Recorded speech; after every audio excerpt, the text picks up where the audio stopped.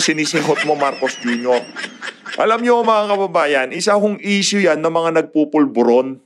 Alam nyo, pagka sumihuto sila ng pulburon, minsan sinisipon, minsan duguhuang lumalabas yan. Ha?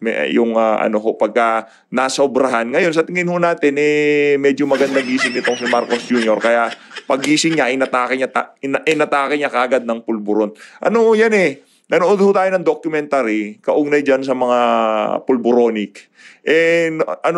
Normal na side effect yan ng mga nagpupulburon. Pagkatapos yun nila, parang nagiging runny nose. No? Runny nose yung nila, yung ilong nila. Pagkatapos yun nilang sininghot ang pulburon.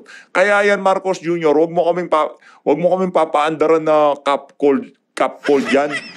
Ubo, tapos ubo-ubo lang yan. Hindi totoo yan.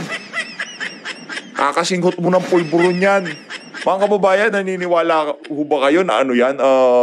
Ubo? Lagnat o kung ano mga virus ang tumama dito kay Marcos Jr. Marcos, cup cold won't slow me down. Luko-luko, won't slow me down. Kailan ka pa bumilis? Ibig sabihin sa lagay na yan, mabilis ka na? Alam na to ko. Dito na tayo mga kababayan. Ito pa matindi dito. Nakita lang.